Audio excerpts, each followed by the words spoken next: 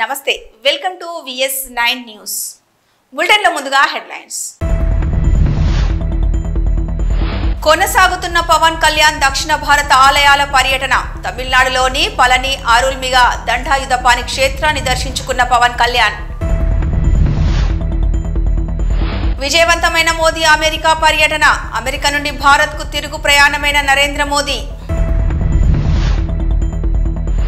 బంజారాల ఆరాధ్య దైవం సంఘ సంస్కర్త శ్రీ సంత్ సేవాలాల్ మహారాజ్ జయంతి నివాళులర్పించిన సీఎం రేవంత్ రెడ్డి శ్రీ సంత్ సేవాలాల్ మహారాజ్ జయంతి కార్యక్రమం నివాళులర్పించిన సీఎం చంద్రబాబు ఆంధ్రప్రదేశ్ రాష్ట్ర ఉప ముఖ్యమంత్రి పవన్ కళ్యాణ్ ఈ రోజు ఉదయం పాలముదిరచ్చోలైలోని సోలమలై మురుగన్ ఆలయాన్ని దర్శించుకున్నారు. AP deputy CM Pawan Kalyan దక్షిణాది ఆలయాల పర్యటన కొనసాగుతోంది. ఇవాళ తమిళనాడులోని తిరుచెండూరు సుబ్రహ్మణ్య స్వామి, పళని అరుల్మిగు దండాయుధపాణి క్షేత్రాన్ని దర్శించుకున్నారు.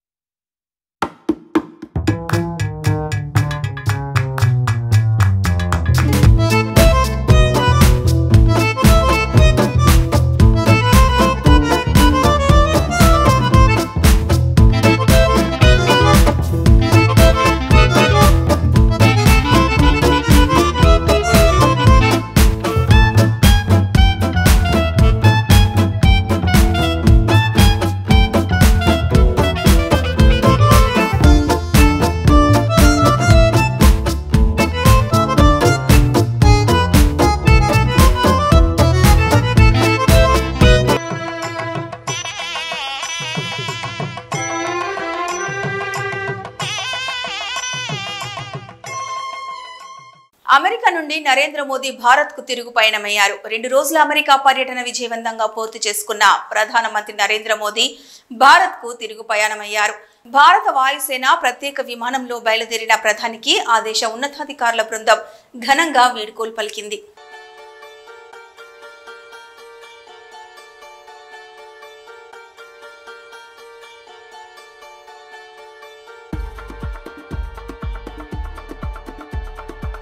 బంజారాల ఆరాధ్య దైవం సంఘ సంస్కర్త శ్రీ సంత్ సేవాలాల్ మహారాజ్ గారి జయంతి సందర్భంగా ముఖ్యమంత్రి రేవంత్ రెడ్డి ఆ మహనీయుడికి పుష్పాంజలి ఘటించారు. బంజారా జాతికి ఆధ్యాత్మిక మార్గదర్శిగా సంత్ సేవాలాల్ మహారాజ్ నిలిచారని స్మరించుకున్నారు ముఖ్యమంత్రి రేవంత్ రెడ్డి. శ్రీ సంత్ సేవాలాల్ మహారాజ్ జయంతి కార్యక్రమంలో పాల్గొన్నారు ముఖ్యమంత్రి నారా చంద్రబాబు నాయుడు. మూఢనమ్మకాలను రూపుమాపేందుకు ప్రాణాలను సైతం త్యాగం చేసిన మహనీయుడు సేవాలాల్ మహారాజ్ అని తెలుగుదేశం అధినేత చంద్రబాబు తెలిపారు. మంగళగిరిలోని పార్టీ కార్యాలయంలో నిర్వహించిన సేవాలాల్ మహారాజ్ 283వ జయంతి వేడుకల్లో ఆయన పాల్గొన్నారు. నమస్కారాలు. ఈరోజు ఒక పవిత్రమైన రోజు. శ్రీ సేవాలాల్ మహారాజ్ 286వ జయంతి కార్యక్రమాన్ని మనం జరుపుకుంటున్నాం. ఈరోజు భారతీయ సామాజిక మత సంస్కర్త, గోర్ బంజరాల ఆత్మాతిక గురువు సేవాలాల్ మహారాజ్ 286 సంవత్సరాలకు ముందు పుట్టి ఈ ప్రపంచానికి ఒక దశ దిశ నిర్దేశించారు. అందుకనే ఈరోజు బంజారా గ్రామాల్లో ప్రత్యేకంగా ప్రజల్లో కూడా అందరూ కూడా ఆయన్ను గుర్తు చేసుకుని పూజిస్తూ ఆయన మీద ఎప్పటికీ తగ్గనటువంటి ప్రేమ అభిమానాలు చూపిస్తున్నారు. మనందరం ఒకసారి ఆలోచిస్తే మనదొక పుణ్యభూమి. ఎందరో మహానుభావులు ఈ తెలుగు నేలపైన పుట్టారు.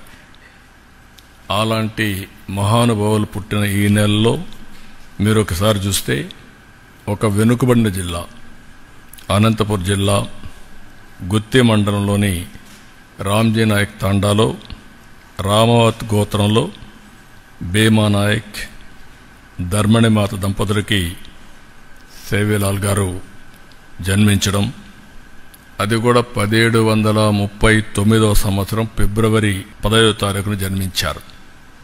అప్పటికి ఎగ్జాక్ట్గా 286 సంవత్సరాలు. ఒక వ్యక్తి మానవ జన్మెత్తిన, ఒక పేద కుటుంబంలో పుట్టిన, ఏ విధంగా ప్రజల్ని ప్రేరేపితం చేయగలుగుతారు, ప్రజల్లో చైతన్యం తేగలుగుతారు. వారు అవలంబించిన సిద్ధాంతాలు శాశ్వతంగా ప్రజల గుండెల్లో ఏ విధంగా ప్రభావితం చేస్తాయో దానికి ఇదొక ఉదాహరణ.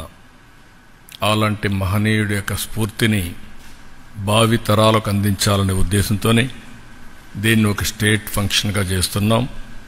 ఆయన పుట్టిన గ్రామంలో కూడా 50 లక్షల రూపాయలు శాంక్షన్ చేసి అక్కడ ఘనంగా కార్యక్రమాలని నిర్వహించమని కూడా ఆదేశాలు ఇచ్చాం. ఈరోజు ఆయన చూస్తే జగదాంబ మాతనే తన మార్గదర్శకురాలిగా గురువుగా స్వీకరించి అన్ని విద్యలు నేర్చుకుని బంజారాలకు ఎనలేని సేవలు అందించాడు. మూఢనమ్మకాల్ని పోగొట్టడం కోసం ఈరోజు మనం మాట్లాడడం కాదు, ఆ రోజుట్లో 300 సంవత్సరాల కంటే ముందు ఇంకా ఎక్కువ మూఢనమ్మకాలుండేటివి. ఆ మూఢనమ్మకాల్ని రూపుమాపడం కోసం ఆయన జీవితాంతం పనిచేశారు. సమస్త జీవకోటికి తల్లి అయిన అమ్మ భవానిని పూజించాలని, కానీ ఫలితాన్ని ఏమాత్రం కూడా ఆశించవద్దని బంజారాలకు చెప్పాడు. బాధ్యతగా మనం చేయాలి, ఆటోమేటిక్గా తల్లి దీవిస్తుందని చెప్పి చాలా స్పష్టంగా చెప్పాడు. దాన్ని బట్టి మనం అర్థం చేసుకోవాల్సింది, కర్తవ్యాన్ని మనం ప్రతిఫలం ఆలోచించకుండా చేస్తే ఆటోమేటిక్గా ప్రతిఫలాలు వస్తాయి. ఆ విషయమే ఆయన చాలా స్పష్టంగా చెప్పడం జరిగింది.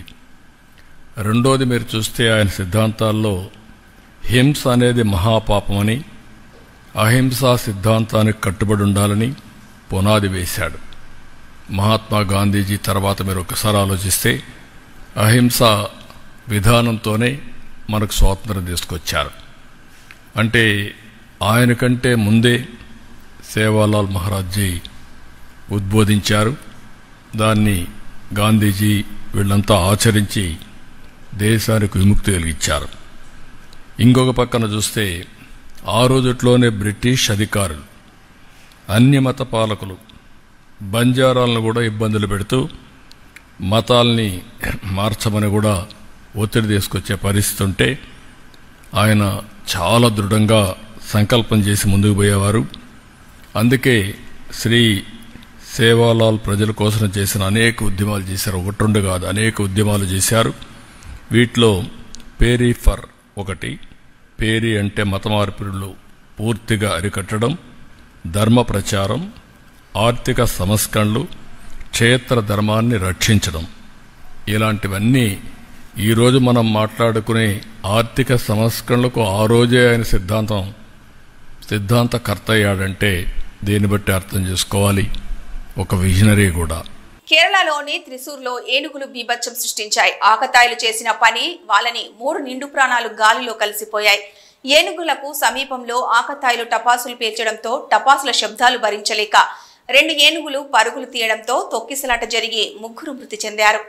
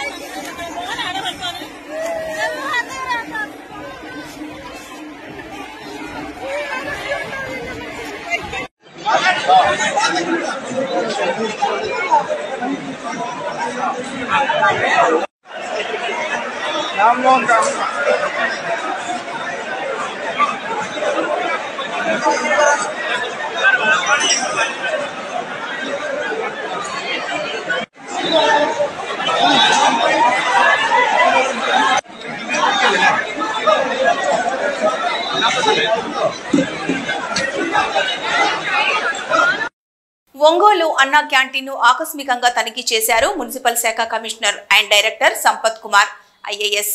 ఒంగోలులోని ట్రాన్స్కో ఆఫీస్ సెంటర్ వద్ద ఉన్న అన్నా క్యాంటీన్లో ఉదయం అల్పాహారం చేసి నాణ్యతను స్వయంగా తెలుసుకున్నారు మున్సిపల్ శాఖ డైరెక్టర్. క్యాంటీన్లో ఆహారం చాలా బాగుందన్నారు. అలాగే క్యాంటీన్ రిజిస్టర్ తనిఖీ చేసి వివరాలు తెలుసుకున్న సంపత్ కుమార్ క్యాంటీన్ సిబ్బందికి జీతాలు టైంకి అందుతున్నాయా అని విచారించారు. క్యాంటీన్ కు అల్పాహారం కోసం వచ్చిన వారితో మాట్లాడి ఆహారం నాణ్యత గురించి అడిగి తెలుసుకున్నారు.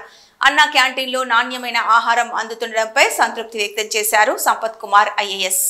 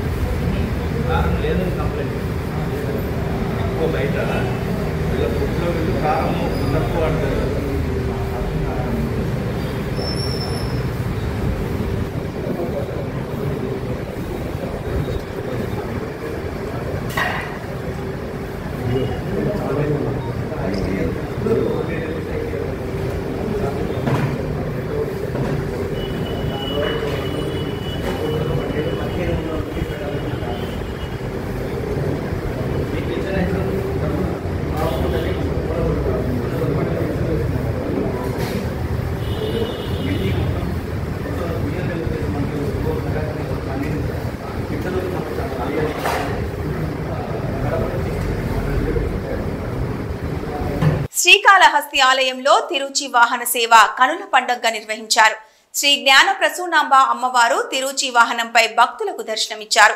ఆలయంలోని అమ్మవారి సన్నిధిలోని అమ్మవారి ఉత్సవమూర్తికి విశిష్ట దివ్య అలంకారాలు చేసి తిరుచి వాహనంపై కొలువు తీర్చి ఆలయ ప్రకారోత్సవం నిర్వహించారు.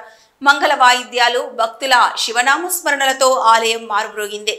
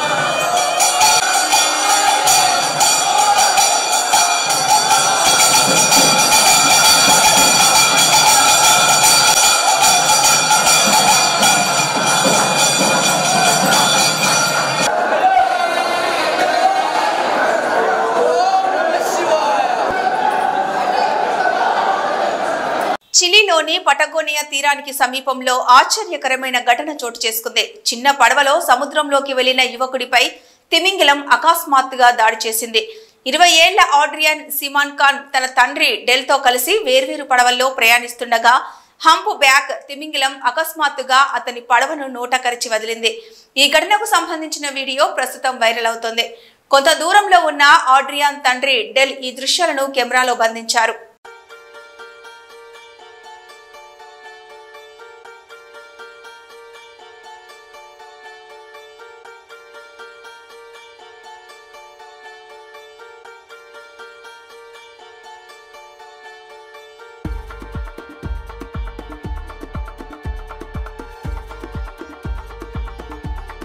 హుస్నాబాద్ బంజారా భవన్ లో సంత్ శ్రీ సేవాలాల్ గారి 286వ జయంతి ఉత్సవాలతో పాటు భోగ్ భండార్ కార్యక్రమంలో పాల్గొన్నారు మంత్రి పొన్నం ప్రభాకర్ గౌడ్. సంత్ శ్రీ సేవాలాల్ చిత్రపటాలకు పూలు వేసి నివాళులర్పించారు పొన్నం ప్రభాకర్. మహాకుంభమేళాకి 1500 కోట్ల రూపాయలు ఖర్చు పెడితే ఉత్తరప్రదేశ్ రాష్ట్రానికి 3 లక్షల కోట్ల ఆదాయం వచ్చినట్లు ఉత్తరప్రదేశ్ సీఎం యోగి ఆదిత్యనాథ్ తెలిపారు. महाकुंभ प्रयागराज के माध्यम से 3 लाख करोड़ रुपए की नई बढ़ोतरी होने जा रही है। जो लोग उंगली उठाते हैं कि 6000 5000 करोड़ रुपए खर्च कर दिए कुंभ में, ये 6000 और 5 करोड़ कुंभ में ही नहीं किए हैं, प्रयागराज सिटी के रिनोवेशन में भी खर्च किए हैं। कुंभ के आयोजन में कुल 1500 करोड़ रुपए खर्च हुए हैं और बदले में अगर उत्तर प्रदेश को 3 लाख करोड़ रुपए का लाभ होता हो और यहाँ की अर्थव्यवस्था सुदृढ़ होती हो तो मुझे लगता है कि यह उत्तर प्रदेश के नौजवानों के लिए, उत्तर प्रदेश की जनता जनार्दन के लिए और नए भारत के लिए, उत्तर प्रदेश के लिए, जिसे हम आदरणीय प्रधानमंत्री जी की प्रेरणा से भारत की ग्रोथ इंजन के रूप में स्थापित कर रहे हैं, उस दृष्टि से अत्यंत उपयुक्त है और समीचीन है। आज के इस अवसर पर लखनऊ को इन सभी परियोजनाओं का यहां पर उपहार देने के लिए आदरणीय रक्षा मंत्री जी का, केंद्रीय सड़क परिवहन राजमार्ग मंत्री जी का मैं एक बार फिर से हृदय से आभार व्यक्त करते हुए हृदय से स्वागत करता हूं, अभिनंदन करता हूं। धन्यवाद। जय हिंद। బీసీ సంఘాల రౌండ్ టేబుల్ సమావేశంలో పాల్గొనడానికి ఖమ్మం వెళ్తున్న క్రమంలో మార్గమధ్యంలో నకిరేకల్ నియోజకవర్గం చిట్యాల వద్ద మాజీ ఎమ్మెల్యే చిరుమర్తి లింగయ్య మరియు పార్టీ నాయకులతో కలిసి మీడియాతో మాట్లాడిన ఎమ్మెల్సీ శ్రీమతి కల్వకుంట్ల కవితక్క. ఈ సందర్భంగా కవిత గారు మాట్లాడుతూ ఇవాళ ఏ తెలంగాణ బిడ్డను అడిగినా ఒకటే మాట చెప్తున్నారు, ఈ ప్రభుత్వంలో రైతులకు, మహిళలకు, విద్యార్థులకు, యువకులకు ఎలాంటి న్యాయం జరగడం లేదన్నారు. నిన్న మొన్నటి వరకు పచ్చని పంట పొలాలతో ఉన్న ఈ ప్రాంతం ఇవాళ నీళ్ళివ్వకుండా ఎండబెట్టడం, యూరియా బస్తాల కోసం గంటల తరబడి క్యూలో నిలబడే పరిస్థితి రావడం దారుణమన్నారు. ప్రభుత్వం వెంటనే రైతుల సమస్యలను పరిష్కరించాలన్నారు. రైతు రుణమాఫీ సంపూర్ణంగా చేయాలని, రైతు భరోసా అందరికీ ఇవ్వాలని డిమాండ్ చేశారు. వారి ఆధ్వర్యంలో మొత్తం నాయకులందరినీ కూడా కలుసుకోవడం సంతోషకరం. మరి వాళ్ళ ఏ కార్యకర్తను అడిగినా, ఏ తెలంగాణ బిడ్డను అడిగినా ఒకటే మాట చెప్తున్నారు, రైతులకు కానీ, మహిళలకు కానీ, యువకులకు కానీ, విద్యార్థులకు కానీ అందాల్సినటువంటి ఏ ఒక్క పథకం అందకపోవడం, పైగా నిన్న మొన్నటి వరకు పచ్చని పంట చేలుగా ఉన్నటువంటి ప్రాంతం అంతా కూడా నీళ్ళు ఇవ్వకుండా ఎండబెట్టేటటువంటి పరిస్థితి రావడం, మళ్ళా యూరియా బస్తా కోసం రైలు కట్టేటటువంటి పరిస్థితి రావడం అన్నది చాలా దారుణం. ఈ పరిస్థితిని సవరించాలి. ప్రభుత్వం వెంటనే రైతు రుణమాఫీని సంపూర్ణంగా చేయాలి, రైతు భరోసాని ఇవ్వాలని చెప్పి డిమాండ్ చేస్తా ఉన్నాం. మా నకిరేకల్ నియోజకవర్గ కార్యకర్తలందరికీ కూడా విజ్ఞప్తి చేస్తా ఉన్నాం. మీరు ముందు నుండి ఉద్యమంలో ముందున్నారు, పార్టీకి అండగా ఉన్నారు. ఇప్పుడు కూడా గుండె ధైర్యంతో ఉండండి, మీకు అండగా పార్టీ ఉంటుందని తెలియజేస్తా ఉన్నాం. Thank you. జై తెలంగాణ. దెయ్యాలు వేదాలు వల్లించినట్లు ఈ రోజు పులివెందుల ఎమ్మెల్యే మాట్లాడుతున్నారు. దళితుడిని కిడ్నాప్ చేశాడని పక్కా ఆధారాలున్నాయి కాబట్టి వంశీని పోలీసులు అరెస్టు చేశారు. సత్యవర్ధన్ ఫిర్యాదు ఆధారంగానే పోలీసులు వంశీపై చర్యలు తీసుకున్నారు. విషయం ఏంటంటే ఎవిడెన్సెస్ ఉన్నాయి, ఎవరైతే కంప్లైంట్ పెట్టారో కంప్లైంట్ దారుడు తాలూకా ఎవిడెన్స్ ఉంది, అవన్నీ ఉన్న తర్వాతనే ఈరోజు పోలీస్ డిపార్ట్మెంట్ వాళ్ళు కూడా అరెస్ట్ చేయడం జరిగింది, కోర్టుకు ప్రొడ్యూస్ చేయడం జరిగింది, కోర్టు వాళ్ళు కూడా రిమాండ్ విధించడం జరిగింది. ఈరోజు అతను ఏ వాదైతే వాదించుకోవాలనుకుంటున్నారో ఆయన వాదించుకుంటున్నారు, అదంతా అనవసరం. ఈరోజు మాట్లాడితే బయటకు వచ్చి ఒక ఎస్సీ దళితుడు ఇలా భయపెట్టారు అలా భయపెట్టారని మాట్లాడుతున్నారు. ఈరోజు భయపెట్టింది వాళ్ళు, బెదిరించింది వాళ్ళు, అతనికి ఆశ చూపిస్తున్నది వాళ్ళు, ఎట్టి పరిస్థితుల్లోని బయటకు వచ్చి ఇలా చెప్పకపోతే చంపేస్తామని చెప్తుంది వాళ్ళు. దాన్ని బట్టి ఈరోజు బయటకు వచ్చి ధైర్యంగా అతను మళ్ళీ కంప్లైంట్ చేశారు, వాళ్ళ బ్రదర్ కంప్లైంట్ చేశారు. ఈరోజు ఆ కంప్లైంట్ బేస్ చేసుకొని ఈరోజు కేసు పెట్టడం జరిగింది, రిమాండ్ కూడా వెళ్ళారు. ఏదైనా ఉంటే కోర్టుల తర్వాత తెలుసుకోవాలి. దాని గురించి కోర్టులో ఏమైనా మాట్లాడతాం, బయటకు వచ్చి వీళ్ళు ఈరోజు పాలిటిక్స్ మాట్లాడుతున్నారు. లాస్ట్ 5 సంవత్సరాలు జరిగినవి ఎవరైనా మర్చిపోయారా? లాస్ట్ 5 సంవత్సరాల్లో డీజీపీ ఆఫీస్కి కూతవేడు దూరంలో ఉన్న మా పార్టీ ఆఫీస్ మీద దాడి జరిగిన రోజు ఏమయ్యారు వీళ్ళందరూ కూడా మాట్లాడేటప్పుడు? ఆ రోజు సీఎం అతగాడిని తిడితే వాళ్ళ కార్యకర్తలకి బీపీ పెరిగి ధ్వంసం చేశారని చెప్పి మాట్లాడిన సీఎం, ఆ రోజు సీఎం ఈ రోజు మాట్లాడుతున్నాడు. ఏదో అంటారు కదా, నీతి కబుర్లు దయ్యాలు వేదాలు వల్లించినట్టు మాట్లాడుతున్నాడు. ఈరోజు ఆ రోజు బీపీ పెరిగితేనే మా కార్యాలయాలు వచ్చి మొదలుపెట్టారని మాట్లాడుతున్నారు. మేము ఈరోజు అటువంటి ఆ కేసులన్నింటినీ కేసులన్నీ ఉన్నాయి, నడుస్తున్నాయి. ఆ రోజు కేసులు పెట్టారు, నడుస్తున్నాయి. వాటన్నిటి మీద ఈరోజు న్యాయ విచారణ జరుగుతుంది. కుట్రలో భాగంగానే ఇరికించారు. ఏంటి కుట్ర? పోలీసులకి ఏంటి అవసరం? ఈరోజు సత్యవర్ధన్ వాళ్ళ బ్రదర్ వచ్చి కంప్లైంట్ పెట్టాడు, నాకు న్యాయం జరగాలి, మా అన్నని ఇలా బెదిరించారు, కిడ్నాప్ చేశారని చెప్పి. సో దాని మీద పోలీసులు యాక్షన్ తీసుకోవాలి కాబట్టి పోలీసులు యాక్షన్ తీసుకున్నారు. దానికి సంబంధించి కోర్టులో ప్రొడ్యూస్ చేశారు, ఎవిడెన్సెస్ అన్ని ప్రొడ్యూస్ చేశారు. దాని మీద రిమాండ్ విధించింది కోర్టు. ఫర్దర్గా ఏమైనా మాట్లాడుకుంటారు, కోర్టులో మాట్లాడుకోవచ్చు.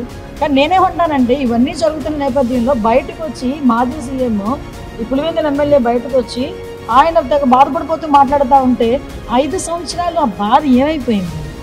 లాస్ట్ 5 సంవత్సరాలు అన్ని పార్టీ కార్యాలయాల మీద దాడులు చేశారు, మా మీద దాడులు చేశారు, మా మీద అబద్ధపు కేసులు పెట్టారు. మేము నిజంగా రివెంజే తీర్చుకోవాలి అనుకుంటే 7 నెలలు ఎందుకు ఆగుతాం? ఈ రోజు వరకు ఎన్నెన్నో మాట్లాడిన వాళ్ళు అందరూ కూడా రోడ్ల మీదకి వచ్చి బాగానే మాట్లాడుతున్నారు కదా. మేము వాళ్ళ మీద ఏం కక్ష సాధింపు ఏం చేయలేదే.